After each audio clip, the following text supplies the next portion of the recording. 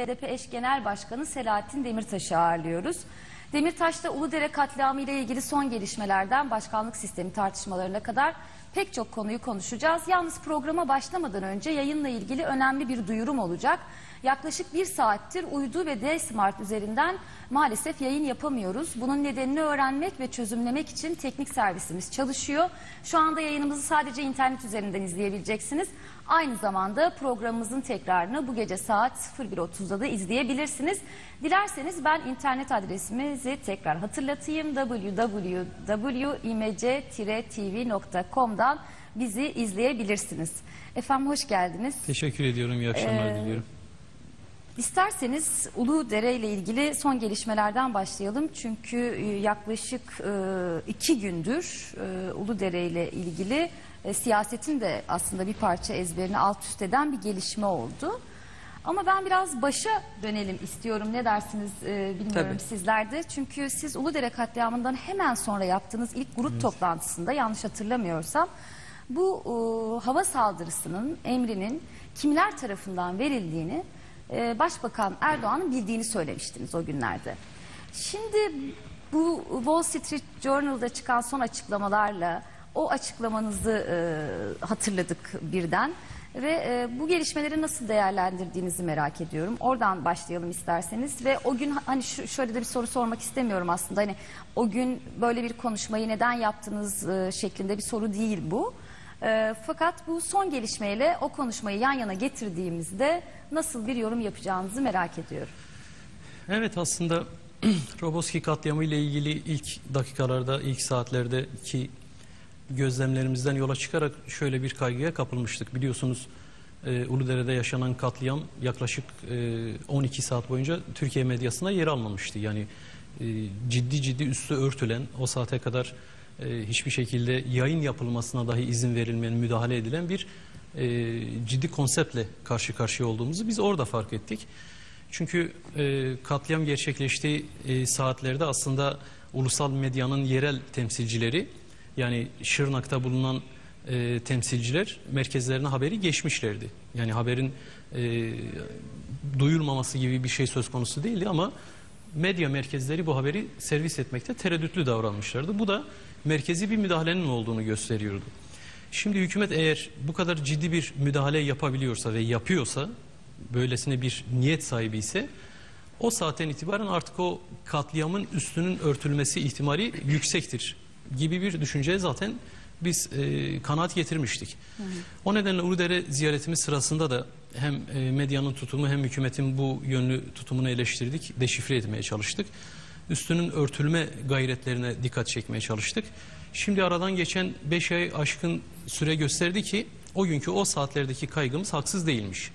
Yani her gün yaşanan gelişmeler, hükümetin tutumu, soruşturmanın seyri maalesef ki bizi haksız çıkarmadı. Yani bu konuda keşke haksız çıkmış olsaydık ve gerçekten de hükümet ilk andan itibaren olayın aydınlatılması, sorumluların bulunması için olağanüstü bir gayret sarf etseydi ve bizi mahcup etmiş olsaydı. Ama bugün bile Başbakanın, hükümet sözcülerinin yaptığı açıklamalara bakarsak halen olayla ilgili hakikaten lakayt bir yaklaşım var. Yani sanki orada 34 genç, 34 çocuk öldürülmemiş de 34 koyun kuzu kaybolmuş. Bu da işte sıradan bir operasyon kazası şeklinde gerçekleşmiş gibi lakayt, ciddiyetsiz bir tutum içerisindeler. Şimdi bunu bu hükümeti bu tutuma iten temel bir neden var diye düşünüyorum. Bu katliamla ilgili çok üst düzey sorumluların sorumlulukları var. Başbakan başta olmak üzere, Genelkurmay Başkanı başta olmak üzere, Hava Kuvvetleri Komutanı'nın, yereldeki askeri yetkililerinin ciddi sorumlulukları var. Bu nedenle olayın açığa çıkması konusunda ve çıkarılması konusunda son derece ketum davranıyorlar ve olayın kimin üzerine yıkılacağı, çünkü olay kapatılacak bir olay değil, operasyon kazasıysa bile bu kaza ile ilgili bir takım sorumluların ortaya çıkması lazım. Ve bu sorumluların yargılanacakları maddeler çok ağır maddeler, alacakları cezalar çok ağır cezalar. 34 defa belki de müebbet hapis cezasıyla yargılanacaklar. Her kimse o sorumlular. O nedenle ilk andan itibaren gerçekten de olayın üstünün kapatılmasına dönük bir tutum vardı ve o tutum halen sürüyor. Şimdi istihbaratın nereden alındığı işte Wall Street Journal'ın haberinden sonra yeniden gündeme taşındı ama bu şüphesiz önemli bir konu. Yani istihbarat nasıl alındı, kim verdi, nasıl değerlendirildi, bunlar tartışılması, soruşturma evresinde ortaya çıkarılması gereken mevzular. Fakat en nihayetinde bütün bu operasyon emrini veren yetkili makamlar vardır. Tek bir kişi de bu yetkiye sahip değildir. Birincisi, hükümet meclisten bir tezkere almıştır ve siyasi sorumluluk ondadır. Yani sınır ötesi operasyon yapma yetkisi hükümettedir. Parlamento bu yetkiyi hükümete vermiştir. Bizim hayır oylarımıza rağmen hükümet bu yetkiye sahiptir. Dolayısıyla siyasi sorumluluk tümüyle hükümetindir. Hükümet istihbarat ABD'den de gelmiş olsa, İsrail'den de gelmiş olsa, yerli milli istihbarat da olsa değişen bir şey olmaz. Burada kritik mesele şudur ki, istihbarat bu şekilde alınmış olmasına rağmen operasyon emrini kim vermiştir, kimler vermiştir, hangi makamlar onaylamıştır? Şimdi bu kadar geniş kapsamlı bir operasyon yapılacaksa, ki çünkü 50 kişilik bir grubun tespit edildiği söyleniyor ve sınırın sıfır noktasında büyük bir operasyon yapılacak. İşte üst düzey PKK'li yetkililerin olma ihtimali söz konusudur deniyor. Dolayısıyla böylesi büyük kapsamlı bir operasyonun yapılması Ankara'nın bilgisi dışında asla gerçekleşmez. Bu hayatın olağan akışına aykırı. Bizim tahminlerimiz, ki somut bilgimiz yok ama duyumlarımız ve tahminlerimiz Sayın Başbakan'ın da o gece bu konuda bilgilendirildiği yönündedir. Kendisi bu konuyu hiçbir zaman açıklamadı.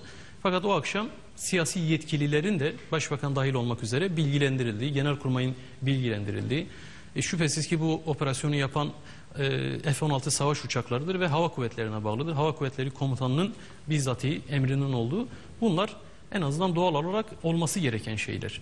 Eğer bir ülkede savaş uçakları sınırın sıfır noktasını bombalayacak ve hükümetin bundan bilgisi yok, Genelkurmay'ın bilgisi yok, hava kuvvetlerinin bilgisi yoksa orada durum daha da faciadır. Her halükarda onların görevden alınması lazımdı, açığa alınması lazımdı.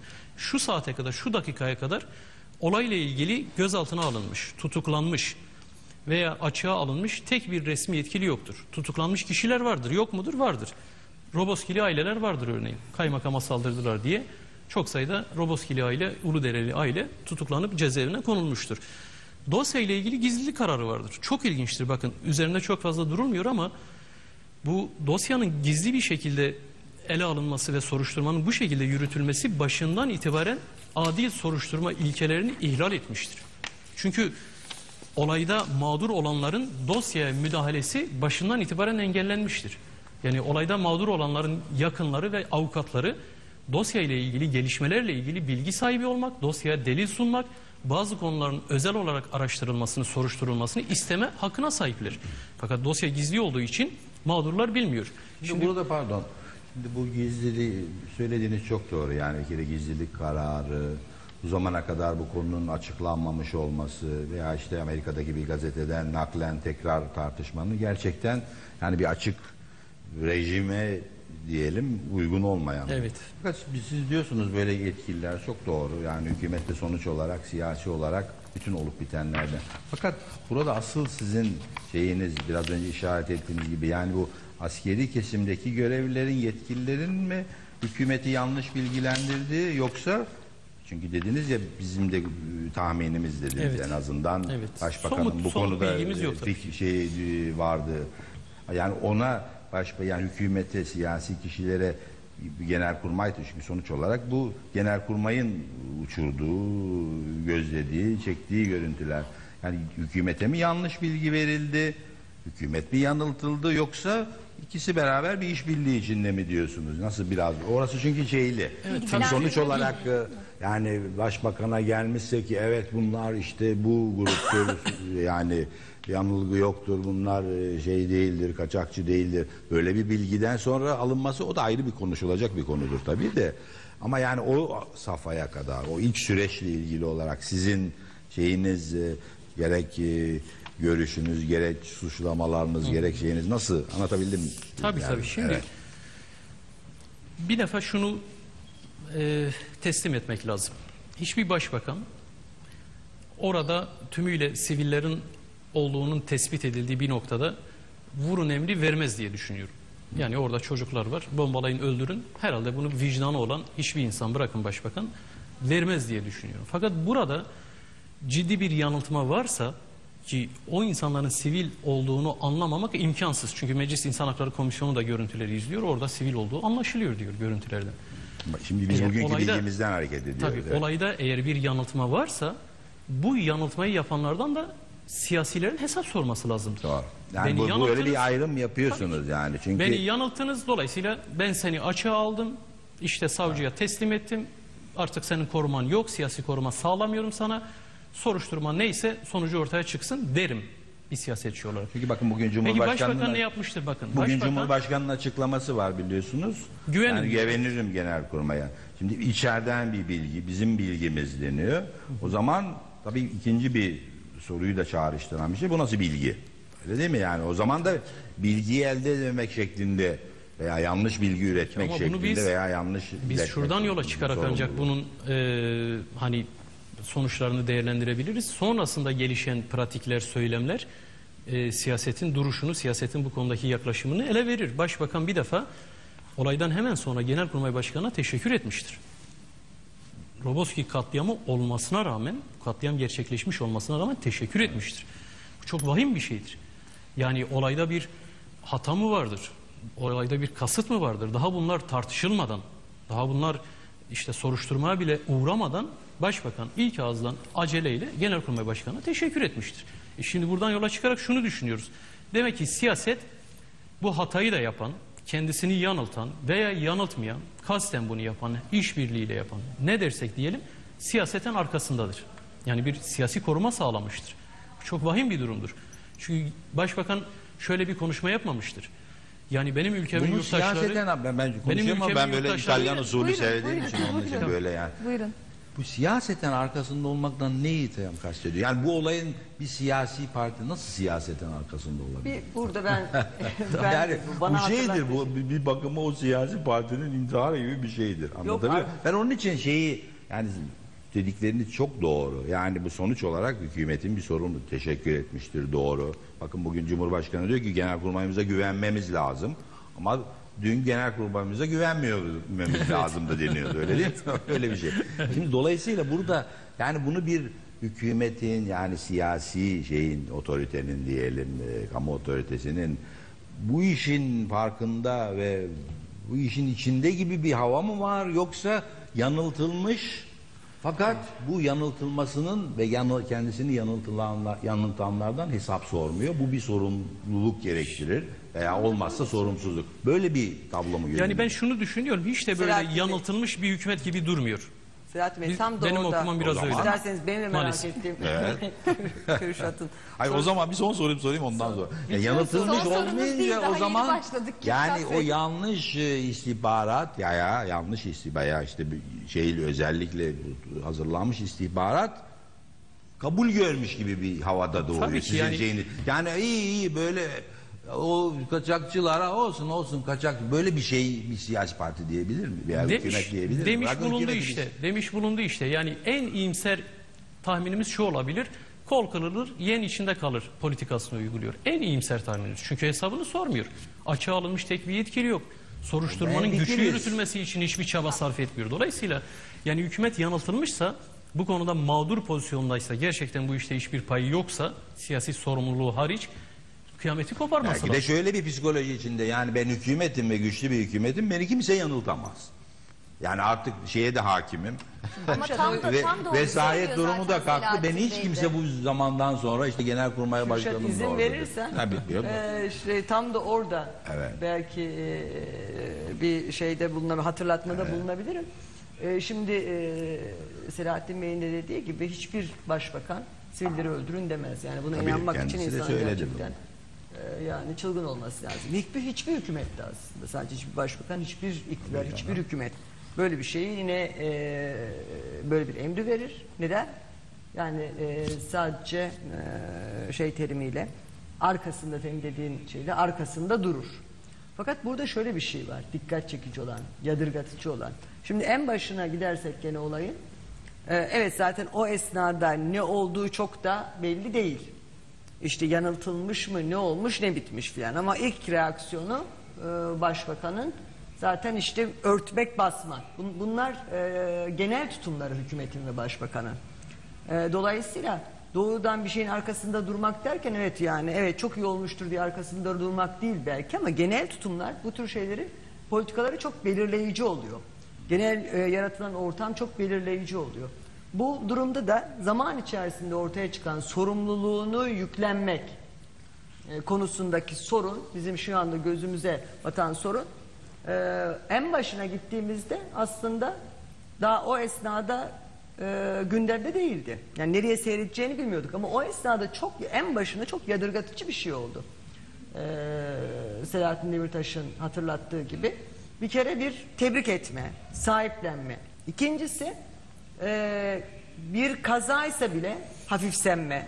Yani o yüzden de benim anladığım kadarıyla Kürtler bu tür tavırları bir güvensizlik olarak, hükümete güvensizlik çerçevesinde algılıyorlar. Yani bizim başımıza bir şey, yanılıyor muyum bilmiyorum. Bizim başımıza bir şey gelirlerse zaten bu hükümet böyle davranıyor. Yani lakayt davranıyor. Velev ki yanılmış. Yani siyasi sorumluluğun almadığı, yüklenmediği gibi zaten bir kaza olmuşsa da olmuşsa da olmuştur. Çok ne da olacak? büyütmeyin, Yani çok da abartmayın olayın büyüklüğü oranında ona yakışır bir tepki verilmiyor. Dediğim gibi daha bu süreçte buraya gelinmeden bu en başında çok yadırgatıcı bir şeydi diye düşünüyorum. Yani arkasında durmak, basbayağı arkasında durmak veya işte bir şekilde ucu bir yerlere çok ciddi bir sorumluluk.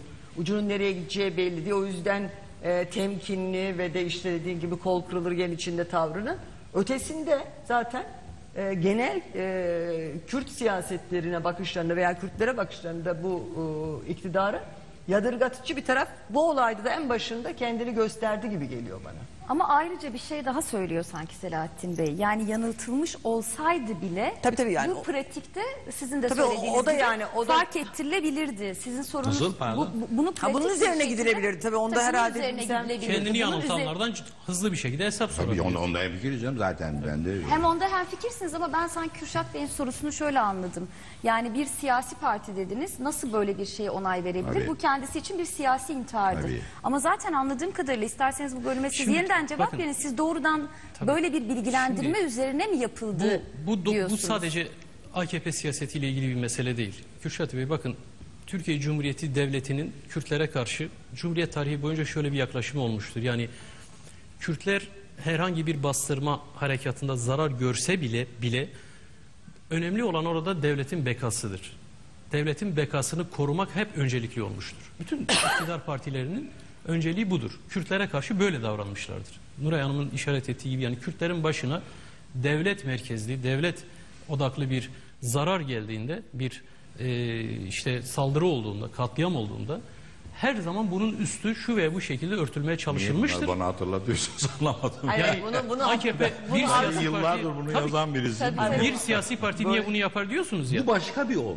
Devlet Sizin bunu dediğiniz yapar, çok AKP de doğru. şu anda Sizin devleti yönetiyor. sizin Bunu dediğiniz yapar. hayır demek mümkün değil. Bu ayrı bir olay. Bu olay zaten kapanmış bir olay da değil. Daha Değil. bakalım herkes yani bu gerçekten benim de katıldığım sizin analizlerinize.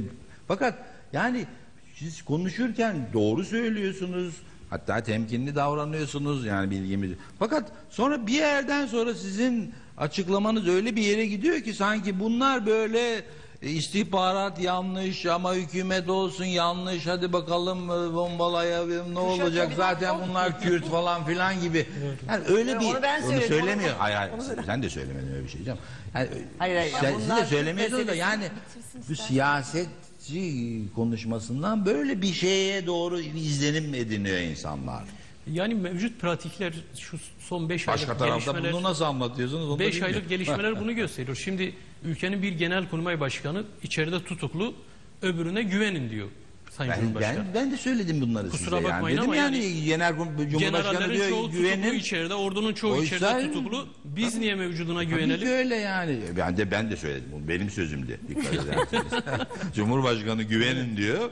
Güvenmemiz lazım diyor. Daha dün güvenmememiz lazım şeklindeydi değil mi? Böyle. Doğru O sözü halde paylaşmakta şöyle bir- bir mahsur yok o zaten. halde şöyle bir yere- şöyle- Hayır Doğru yani evriltelim bu mi şey Kürşat genel Bey? sizdiğiniz Kürt siyasetiyle Kürtlere yönelik harekatlarla vesaire onlarda bir şeyimiz yok orada. Bu başka bir şey. Yani bunu da böyle ben hükümetin de sorumlu davranmadığını biliyorum. Çünkü olacak şey mi? Başbakan yardımcısı Bekir Bozdağ'dı galiba. Evet. Yani bu konuda daha bir açıklama yapılmalıdır, yetkililer falan diyor. Yetkililer. Kendisi başbakan yardımcısı. Zaten daha yetkilisi var mı yani? Değil mi? Daha da ne yetkilisi yanıltılma olacak? konusunda. Ama Yani bu bunda politika- fakat böyle bir hani sizin açıklamalarınızdaki ben şeye dikkat çekmek için hani böyle daha şey yapalım meseleye. Şimdi Uludere ayrıntısıyla tekil bir olay değil ama şimdi AKP döneminde yaşanmış tek üstü örtülmeye çalışılan vaka değil. Şimdi Ceylan Önkol bir küçük kız çocuğu ve karakoldan atılan bir patlayıcıyla yaşamını yitirdi. Soruşturma halen kapalı, halen üstü örtülmüş durumda. Şimdi bunun gibi Enes Ata var, Diyarbakır'da öldürülen çocuk var. İşte yakın zamanda İbrahim var, Bismillah katledildi. Üniversite öğrencileri var, Diyarbakır'da katledildi. Bunlarla ilgili soruşturmaların tamamının üstü örtülüyor. Yani hepsi bir araya getirildiğinde daha anlamlı bir tablo çıkıyor. Yani Uludere'ye niye böyle yaklaşıyorlar? Sanki diğerlerine çok hani böyle içten bir ortaya çıkarma, üstüne gitme yaklaşımı sergilendiği de mi Uludere'de farklı bir tutum sergiliyor bu hükümet? Ama Yok. Uludere'yi spesifik bir yere koyuyor tabii. Kürşat Tabii, Bey. biliniyor. Herkes O öyle sebep- yani. Bilinen Ben değil, tutumu sadece sergiliyor bir aslında. kamuoyunda başka bir şey. Şöyle bir yere doğru evriltelim mi, ne dersiniz? Çünkü bu gazetede çıkan haberin pek çok boyutu da var konuşulması gereken. Yalnızca istihbaratın nereden alındığı değil. Bir de resmen predatör kullanıldığını öğrenmiş olduk. Bunu da ilk kez öğreniyoruz. İddia. Evet, bu da bir iddia değil mi? Aslında Pentagon yetkilileri bunu yalanlamadılar. Siz görüştünüz mü Amerika'da bu konuda hiçbir Tabii biz de görüşmelerimizde dile getirdik bunları ama Pentagon'un yaptığı açıklamada istihbaratı biz vermedik demiyorlar aslında. Yani Pentagon bu haberin şekilde sızmış sızmış diyorlar. olduğunu kabul ediyor. Haberi yalanlamıyor. Sızabilir diyor bu tür haberler. Dolayısıyla predatörün kullanıldığı anlaşılıyor. Onun yanında başka hava araçları, istihbarat araçları da kullanılmış olabilir. Biz bugüne kadar mekanizmayı bilmiyorduk. Çünkü mekanizma nasıl işliyor bu konuda bir açıklama yapılmamıştı. Ama Wall Street Journal diyor ki bir masa var. Bu masa etrafında Amerikalı ve Türk subaylar var. Birlikte istihbaratı değerlendiriyorlar. Son kararı, operasyon kararını Türk yetkilileri veriyor. Ama istihbarat artık doğrudan Amerika ve Türk yetkililerinin birlikte teknik çalışmasıyla elde ediliyor. Daha önce bildiğimiz kadarıyla yine basına yansıyan kadarıyla Amerika istihbaratı kendisi alıyor. Türk yetkililere veriyordu ama şu anda birlikte masa başında çalışıyorlar. Bu detayı öğrenmiş olduk. Ayrıca orada bir detay daha var. Yani yine Wall Street'in yazısında geçiyor, haberde geçiyor. Amerikalı yetkili emin olmak için yaklaştıralım diyor. Konvoyu tam tespit edelim. Çünkü orada bir tereddüt olduğu anlaşılıyor. Haber doğruysa bir tereddütten söz ediliyor. Predatörü yaklaştıralım ve konvoyu net görelim diyor. Ama Türk yetkili hayır bizim için yeterli diyor. Uzaklaştıralım, yaklaştırmayalım diyor. Bizim için yeterli ve oradan operasyon emri verilmeye başlanıyor. Dolayısıyla orada da şaibeler var ve bütün bunların adil bir şekilde etkili soruşturulması için işte dosyanın gizli olmaması lazım. Avukatların müdahale edebilmesi lazım. Müdahaleden kastımız soruşturmayı doğru yönlendirme, soruşturmaya katkı sunma açısından. Çünkü avukatlık kurumu sonuçta soruşturmayla birlikte başlar. Kovuşturma aşamasında ve yargılama aşamasında devam eder. Eğer avukat soruşturmanın hiçbir aşamasına katılamıyorsa orada zaten soruşturmanın kendisi adil değildir. Şu anda Roboski olayı böylesine ucube bir şekilde yürüyen bir soruşturmadır. Fakat hatırlıyorsunuz meclisteki Uludere Komisyonu'nda sonra İnsan Hakları Komisyonu da ona katıldı galiba. Bu Aselsan'ın 5 saatlik görüntüleri izlendi. Sizin de temsilciniz vardı o komisyonda. Doğru. Yani öyle tuhaf ediyorum ki yani aynı görüntüleri 5 saat 3 grup farklı görüyor. Ben hatta o zaman demiştim yani hani farklı siyaset olur da yani işte bu neyi görüyoruz? Elma mı görüyoruz ekranda, aslan mı görüyoruz? Yani birisi köyden çıktığını görmedim diyor, öbürü köye girerken gördüm diyor. Yani bu şöyle bir şey var bu işte. Böyle Türkiye'nin genel hastalığı da. Şimdi sizden aldım, ben program yaptığım için, konuştuğum için yanıldım. Dün akşam bana soruyorlardı onun için. Yani böyle bir gerçekliği görmeme veya gerçeklikle karşılaşmama için bütün böyle bin türlü dolap dönen bir memleket. Onun için şimdi burada mesela Uludere'de beni çok şey yapan, tabii bütün acısının dışında, yani ne oldu? Yani bu kamuoyunun bu konuda bilgilenmesi lazım. Ne oldu bu olay? Şimdi öyle oldu, böyle oldu. İşte yetkililer açıklasın. Nasıl olduğu konusunda bakın, tartışmalar sürebilir. Dediğim gibi. Nasıl olduğu siz konusunda izlediniz mi Selahattin Bey Uludere'nin görüntüleri mi? Aselsan'ın görüntülerini. Hayır, bizim izleme şansımız Apaçık olmadı. bazılarına göre, CHP heyetine göre de apaçık görülüyor. Köyden çıktılar, Ama geldiler, sonra bombalandılar. Hatırlayacaksınız sonra sanırım Başbakan Erdoğan da bir açıklama yaptı ve dedi ki, öyle değil mi Selahattin Bey? Orada gördüklerini hemen paylaştılar. Oysa ki komisyonda kalmalıydı bu bilgiler. Tam öyle miydi? evet. Siz belki hatırlatırsınız. Komisyon başkanı Ama komisyon başkanı üstünü farklı kapatmaya söyledi. çalıştı. Komisyon başkanı da giderken görmedim gibi bir şey dedi mealen. Orada gördüm, onlar da PKK'lı olabilirdi falan gibi böyle yani Şimdi, Kürşat gördüğümüz Bey, üzerine. bakın biz başka Selahattin bir şey Bey'e söyleyeyim. söz verelim, Ayşegül ondan Hanım, sonra çünkü bir araya başka bir gideceğiz. şey söyleyeyim. Şimdi bu tartışmalar tabii ki çok su kaldırır daha. Soruşturma bu şekilde şaibeli yürüdüğü için herkes bildiğini baktığı pencereden düşündüğünü söyleyecektir. Fakat yani bütün bu tartışmalar bir tarafa, ortada bir gerçek var. Türkiye Cumhuriyeti yurttaşı 34 Kürt çocuğu, genci savaş uçakları tarafından öldürülmüş. Bu somut mu? Bunu tartışan var mı? Olmamış diyen var mı? Bu olmuş. Peki onlardan özür dilenmesi için ille de nasıl öldürüldükleri, efendim istihbaratın kimden geldiği, kimlerin emri verdiği meselesinin netleşmesi mi gerekir? Bu hükümeti ilgilendiren bir konu mu? Bu soruşturmayı yapanların kendi ilgi alanı. Hükümeti ilgilendiren mesele ilk dakikada çıkıp özür dilemektir. 5 aydır bırakın özür dilemeyi. Bakın başsağlığı dilemedi başbakan. Kayıtlar geri dönülsün. Eşi Emine Hanım oraya gitti ama kendisi başsağlığı bile dilemedi. İlk anda üzüntülerini ifade edebildi sadece başbakan. Üzücü bir olay olmuştur dedi. Başsağlığı bile dileyemedi. Tam tersine Genelkurmay Başkanı'na teşekkür etti. Başbakandan beklenen ilk anda özür dilemektir. Demokratik toplumlarda, işte açık toplumlarda bu yaşanır, bu olur. Geri tartışmaları bırakalım bir kenara. Neden özür dilenmedi? Hükümetten istediğimiz budur. Niye özür dilemiyorsun kendi yurttaşlarından? Bundan daha basit bir şey var mı? Yani bunun için savcının soruşturmasını bitirmesi mi gerekiyor? Nasıl bir soruşturma sonucu çıkarsa hükümetin özür dilemesi gerekiyor? Hangi kanuna göre özür dileyeceksin? Özür dileme kanunu mu var? CMK'da mı var? Başka bir soruşturma aşamasında mı özür dilenecek diye bir şey var? Bu bir siyasi ahlaktır. Vatandaşına karşı siyasi sorumluluğundur. Ben grup toplantısında ifade ettim. Allah korusun Roboski köyü değil de Kadıköy bombalanmış olsa, Bakırköy bombalanmış olsa bu kadar lakayt davranabilir misin? Savaş uçağından yanlışlıkla Allah korusun bomba düştü. Muğla, Marmaris, Fethiye'nin bir köyünde bu kadar insan yaşamını yitirdi. Hükümet bu kadar lakayt davranabilir mi? Bu kadar operasyon kazası oldu, hele bir bakalım ne olacak, bir soruştursunlar deyip geçiştirebilir mi? Halen bugün bir de efendim soruşturma sürüyor, sonucunu bir bekleyelim. Sen niye bekliyorsun? Bırak Uludere köylüleri, mağdurlar beklesin soruşturmanın sonucunu. Sen niye bekliyorsun? Bir başbakan olarak soruşturmanın sonucuna göre nasıl hareket edeceksin? Senin siyasi olarak bir tek görevin var. Özür dileyeceksin. Evet. Sorumluları açığa alacaksın. Oturup bekleyeceksin. Ama bu haliyle oturup bekliyorsan demek ki kafanda başka bir plan program var. Ne özür diliyorsun, ne kimseyi açığa alıyorsun, ne olayla ilgili hakikaten samimi bir soruşturma hissiyatı kamuoyuna veriyorsun. Yani herkeste şu duygu var. Sadece Roboskililerde mi? Herkeste şu duygu var. Şu saatte niye tartışıyoruz? Şu duygudan dolayı. Üstü örtülüyor. Yani tuhaf bir şeyler oluyor orada. İçimiz rahat değil. Hiç kimsenin içi rahat değil Uludere ile ilgili. Bu nedenle bu konuyu halen konuşuyoruz.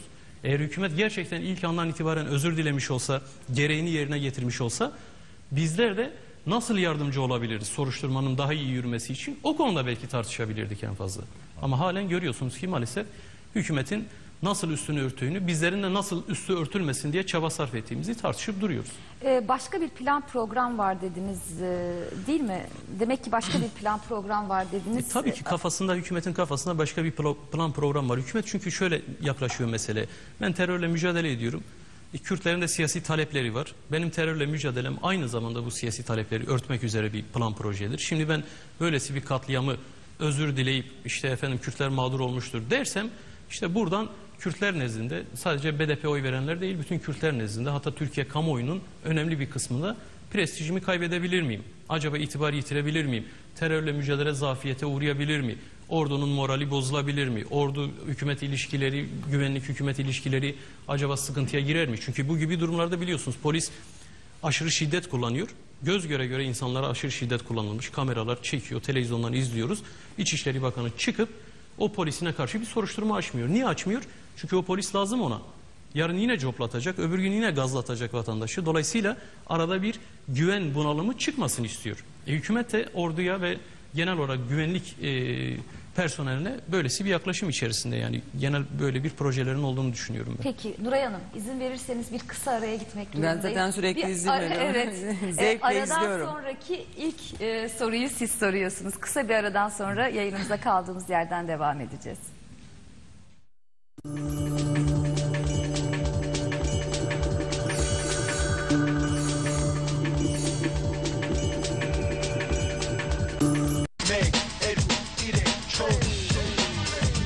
Adam akıllı yüzleşirsek o zaman bütün Kürt meselesiyle adam akıllı yüzleşmemiz gerekecek. Çünkü örtbas edilen olaylar işte birçok olay örtbas edilecek gibi değil, mazur görülecek gibi değil ama görmezden gelinebilir ölçekteydi. Bunu söylerken de tedirgin oluyorum. Ölçeği olmaz. Yani Evet. bir çocuğun ölümüyle 34 gencin ölümü veya bin kişinin ölümü kıyaslanacak bir şey değil. Hepsi Ama ölçek. medya mantığından veya siyaset mantığından, bu tür bir siyasetin mantığından baktığımız zaman örtbas edilebilir. Bunlar Kürt meselesinin tartışılması, Kürt siyasetlerinde, Kürşat'ın dediği gibi sadece bu hükümet değil. Yani bugüne kadar Türkiye'deki hakim devletin yaklaşımı açısından veya sizin söylediğiniz gibi bu hakim anlayışı sorgulatır hale. Türkiye'nin en çok korktuğu şey başta başbakan ve iktidar partisi şimdi devraldıkları miras bu. Ve onlar da bu mirasa sıkı sıkı sarılıyorlar. Yani olayla yüzleşmekten sonuna kadar kaçınmak. Roboski de bu yüzleşmeyi çok mecburi hale getiren, kaçınılmaz hale getiren bir vaka. Yani diğer teferruatları mutlaka çok önemli. Ama bizim dönüp dönüp ve onların da peşinden koşmak lazım gerçekten. Yani yanıltıldıysa sorumlusu kim, siyasi iktidarın niye sorumluluğu yok? Hani sivil iktidar artık hakim olmuştu, vesayet bitmişti. O halde böyle mi hakim olacak sivil iktidar? Yani sonuçları bunlar mı olacak diye bütün bu soruları sormamız lazım.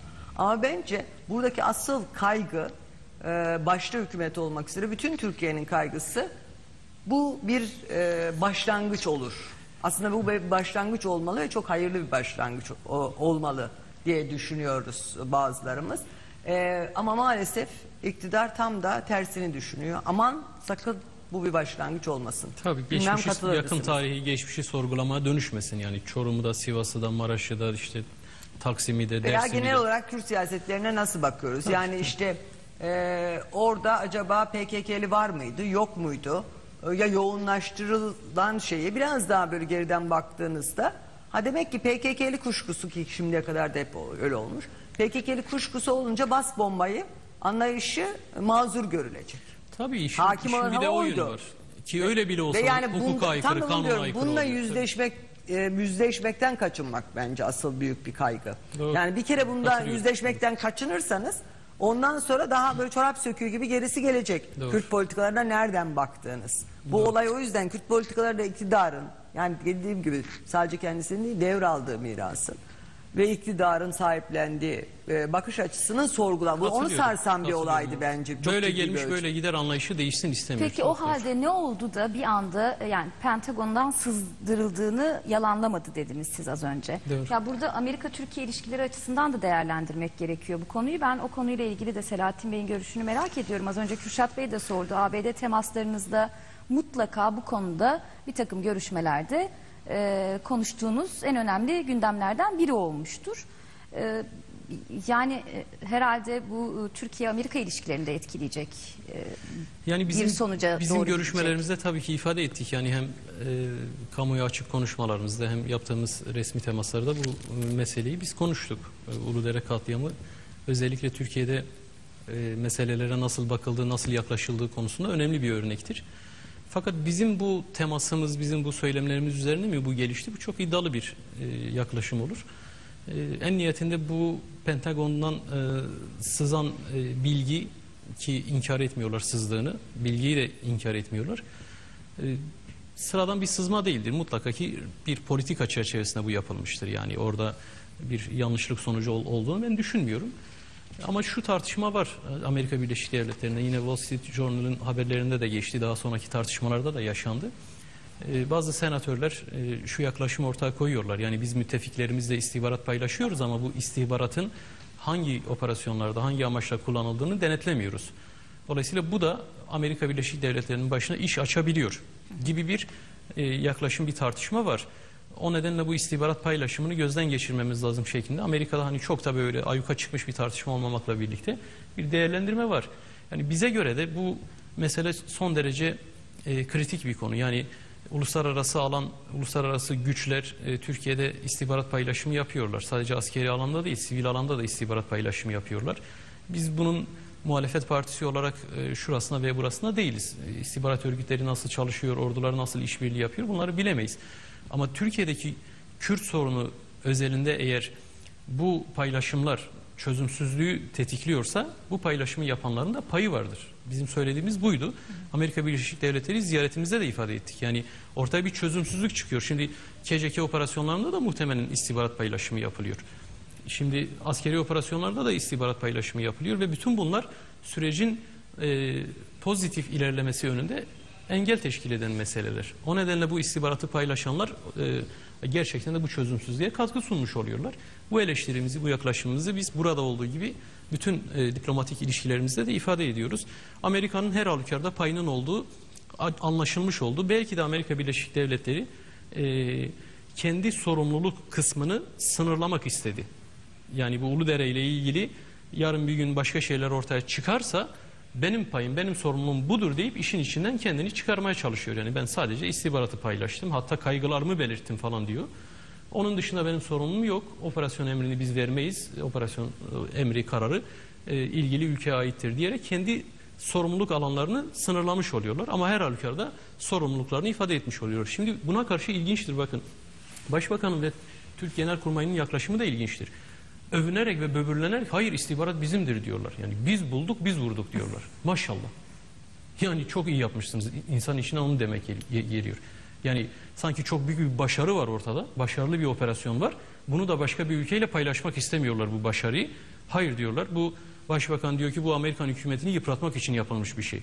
Herhalde gazetede yer alan biraz önce söylediğiniz yani daha ayrıntılı görüntüleyelim. Hayır diyaloğu var ya. Evet. O tabii bu şeyde çok. Evet yani onun kabulü öyle bir çok sıkıntılı. Genelkurmay'ın açıklaması, hükümetin açıklamasına göre tüm sorumluluk Türkiye'dedir, hükümettedir demek. Devletlerindeki yaklaşan seçimler dolayısıyla söz konusu gazetenin başkana karşı tavrından yapıyor. Bir uydurma olduğunu söyledi. Böyle kalemler de var yani hani şeye. Tabii yani başbakan ülke içindeki bütün meselelere böyle yaklaştığı için o konuya da hemen klasik yaklaşımını ortaya koymuş oldu. Yani seçimler yaklaşınca iktidarları yıpratmak için her şey yapılır. Orada da öyle bir şey yapılmıştır. İnanmayın demeye getiriyor ki biliyorsunuz bu konuda eleştiri kaldırabilen bir başbakan olmadığı için Obama'ya yönelik eleştiriye bile tahammülü yok. Kendisi onu bile savunmaya geçti. Yani bırakın artık kendisini, Obama bile eleştirilince kendisi savunmaya geçiyor. Çok ilginç tabii. Şimdi bu söylediğiniz istihbarat paylaşımı ile ilgili bugün şöyle bir köşe yazarından alıntılıyım. Şöyle bir haber de vardı. Nevzat Özel'in Genelkurmay Başkanı zaten bu epey bir zamandır bomba yüklü predatörleri satın almak istiyor zaten Türkiye. Böyle bir şey olduğunu biliyoruz. Ama bu kararın kongre tarafından çıkması gerekiyor. Bir iddiaya göre de bu konuda kongrede farklı fikirler var. Yani PKK ile mücadele konusunda Türkiye ile mutabakata varan bir kesim ve de farklı düşünen bir kesim var. Bu sebeple de Obama yönetiminin hatta bir ara formül aradığı da yine rivayetler arasında. PKK ile mutabakata varan bir kesim. Yok, PKK ile mücadele konusunda Türkiye ile müttefik olma haline devam etmek için mutabık kalan ve bunun karşısında duran bir kesim oldu. Yani iki farklı eğilim olduğu söyleniyor kongre içerisinde ve Pentagon'un bu bilgileri de bu bomba yüklü predatörlerin satışını engellemek için yani o anlaşmanın yapılmaması için sızdırmış olma ihtimali de konuşuluyor. Yani bunlar tabii ki hepsi değerlendirilebilecek ihtimallerdir. Fakat hiçbir ülke benim silahım satılmasın diye kendi anti propagandasını yapmaz.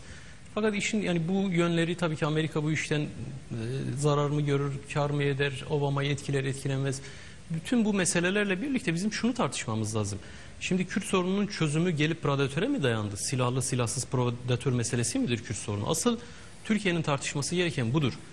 Yani Genelkurmay tartışacaksa bu konuda gerçekten bir talepte bulunacaksa hükümetten predatör falan istememesi lazım. Yani bu işin silahla çözülmeyeceğini Önceki Genelkurmay Başkanları da ifade ettiler. PKK yetkilileri de ifade ettiler. Sayın Öcalan da ifade etti. Hükümet yetkilileri, Sayın Cumhurbaşkanı defalarca ifade ettiler.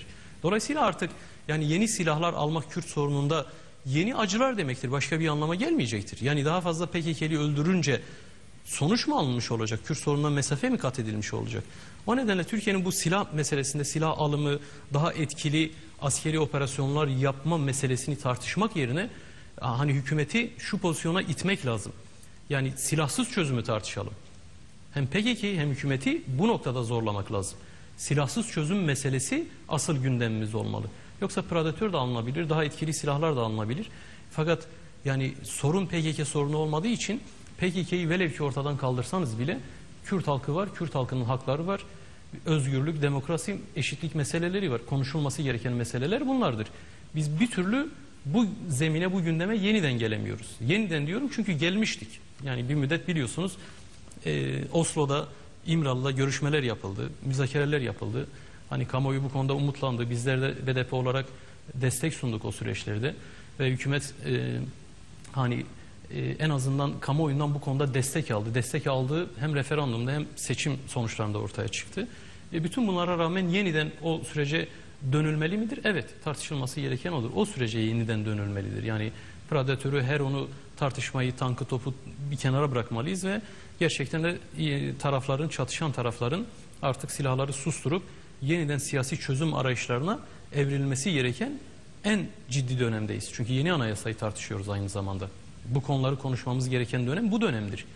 O nedenle Amerika Predatör satar mı satmaz mı elbette ki onlar önemlidir, belki takip etmek lazım. Ama belirleyici olan bence Türkiye'de iç dinamikler, bizler Kürdüyle, Türküyle burada eşitçe, hakça, özgürlükçü bir yaşamı nasıl yeniden inşa edeceğiz? Bunları bence çok daha sağlıklı bir şekilde tartışmak bizim gündemimize de katkı sunar. Hükümet konusunda bu yönde bir baskı oluşturmak, demokratik kamuoyunun bu yönde bir baskı oluşturması, gündemi buraya doğru kaydırması bence çok daha faydalı olur diye düşünüyorum. O zaman biz de gündemimizi oraya doğru kaydırmaya başlayalım mı? Evet. Yavaş yavaş Selahattin Bey götürdü. evet. Bu daha sağlıklı çok da çerçeve iyi başkanlık yaptı. mıdır mesela? Evet, başkanlık sistemi tartışmalarıyla başlayalım.